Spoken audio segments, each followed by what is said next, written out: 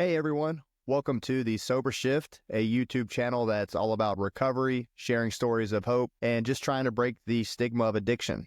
Whether you're in recovery, you're thinking about it, or you're just looking for stories for inspiration, you're in the right place. So today what I wanted to do for a video is talk about dry January. I think, we're about halfway through the month, and I wanted to kind of share like my thoughts on dry January, what they initially were, and where I stand on it now.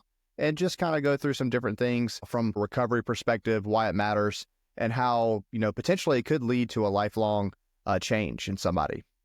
I think if you've been on social media by now, you've heard of dry January. So what started as a wellness trend has grown into a complete movement. For me, when I first heard about it, it felt almost like a shallow attempt at something deeper. But today I see it completely different. And as I mentioned, we're going to dive into dry January from a recovery perspective, why it matters, and how it might just lead to a lifelong change. So the origin of dry January, I looked this up, was started in 2013 by Alcohol Change UK. And some of their goals were to encourage people to reflect on their drinking habits and experience life without alcohol. The popularity of dry January has grown massively, with millions of people participating worldwide each year.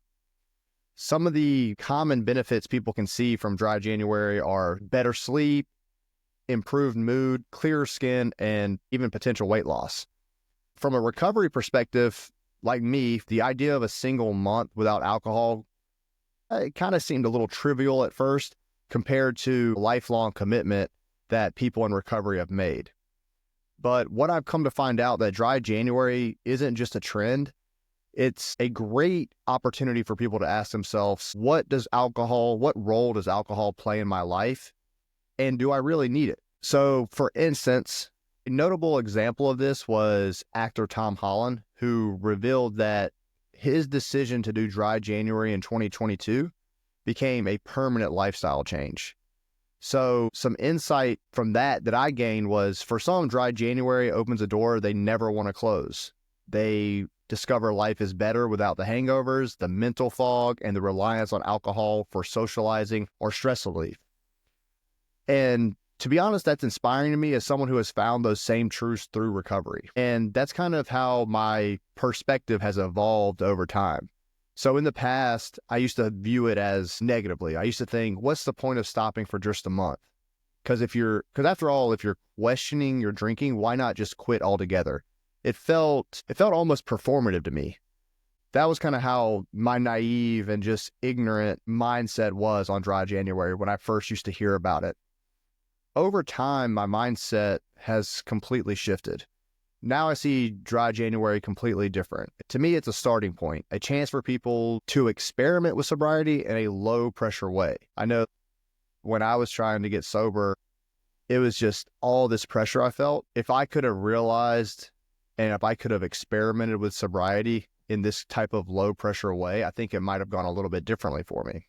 But everything happens for a reason. And honestly, if even one person decides to make it a lifelong change, I think that's more than worth celebrating. Some emotional challenges of dry January. So abstaining for even a short time can bring up tons of emotional challenges like stress, loneliness, or realizing how often alcohol is used as a crutch.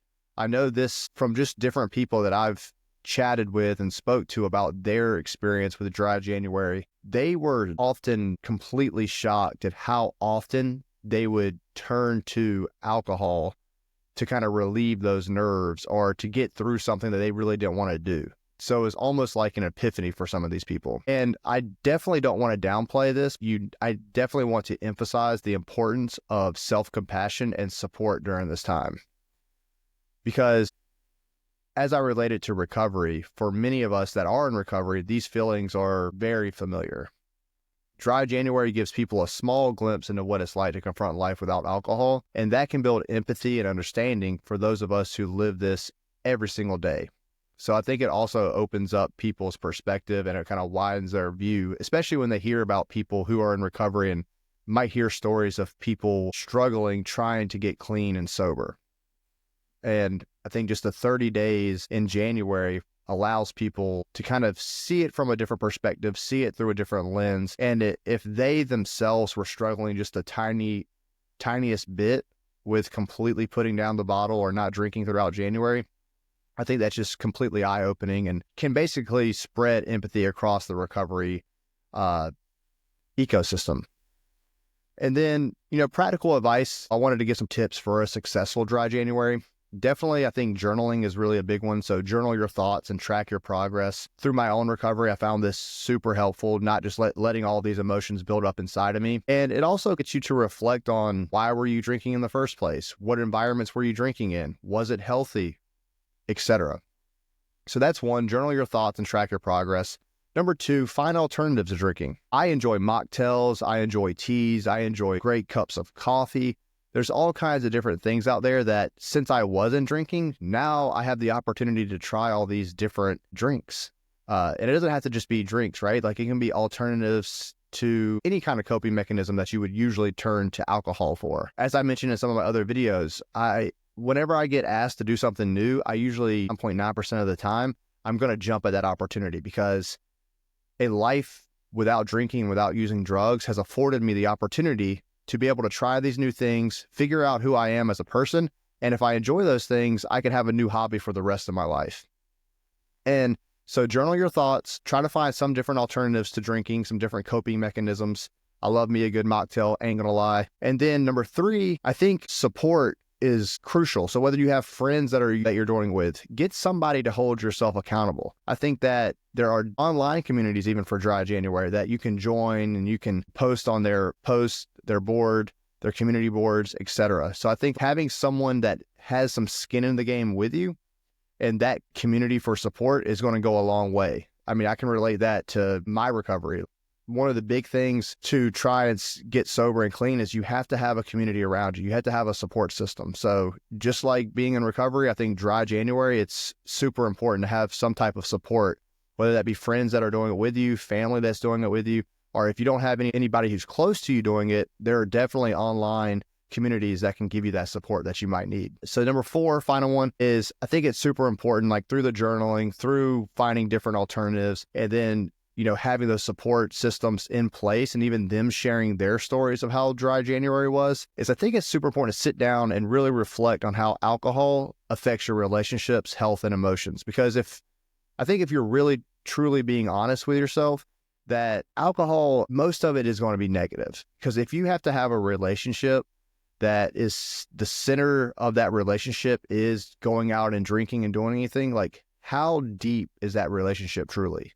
And then just all the great health benefits that come out of not and abstaining from drinking, and just being able to kind of get a new baseline for your emotions, actually feel what you're feeling, and try to find, through those different alternatives that we talked about, working through those versus just going to go and grab something, for that quick fix to give you some relief. And some words of encouragement: even if you slip up, don't give up. I see this so many times in dry Januaries where people are like, hey, I'm just going to do the month. How hard can a month be? And then as soon as, they cave maybe halfway through the month or the first week in the month or whatever it is, and they just completely abandon the whole notion. The goal, remember this, the goal is progress, not perfection. Dry January is, to me now, is a journey of self-discovery, and every single step counts. So please, if you're doing dry January, you slip up, do not give up. I think dry January should not be about judgment. It should be all about growth. Whether it's a month or a lifetime, I think choosing to reevaluate your relationship with alcohol is a courageous step. For those of us that are in recovery, it's a reminder that change is possible, one day or 1 month at a time. I encourage everyone who looks at this video, please share your dry January stories or questions in the comments. Please follow this channel for more content on sobriety and recovery. I hope you guys are having a great dry January if you have decided to do it. And if not, maybe you've decided to possibly do it next year. I would love to hear the stories in the comments. Please like, comment, subscribe. And until next time, if anyone hasn't told you today that they love you, I certainly do. See you next time. Thanks. Bye.